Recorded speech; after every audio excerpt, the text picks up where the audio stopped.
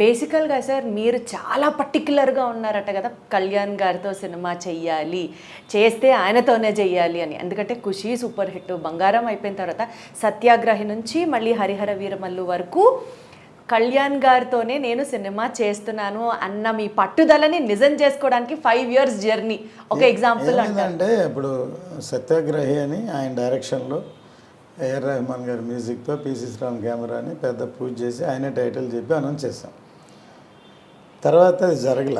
ఎందుకు జరగలేదంటే ఆయనే డైరెక్టర్, ఆయనే కథ కూర్చోవాలి, కథ చేయాలి. దానికి ముందు జానీ డైరెక్ట్ చేశారు. సో అందువల్ల మేబీ జానీ అందరికి తెలిసింది అనకూడదు, కానీ సక్సెస్ అవ్వలేదు కాబట్టి ఆయన వద్దనుకున్నారో నాకు తెలియలే. సరే, నాకు ఇప్పుడు లేటెస్ట్గా అనిపించింది ఏంటంటే, నేను మొన్న ఒకసారి కళ్యాణ్ గారిని కలిసినప్పుడు, సార్ నేను అప్పట్లో మిమ్మల్ని కలవలేదు, ఒకవేళ నేను కలిసి ఉంటే ఖచ్చితంగా చేసేవాడిని సార్, నేను ఇవన్నీ చూడండి పెద్ద హిట్ అయి ఉండేది అంటే నవ్వు ఏమన్నారంటే, ఒకవేళ మీరు కలిసి సినిమా చేసి సూపర్ హిట్ అయ్యి ఉంటే నేను అమెరికన్ లాగా సినిమాలే చేసుకుంటూ ఉండేవాడిని, పాలిటిక్స్లోకి వచ్చి ఉండేవాడిని కాదు.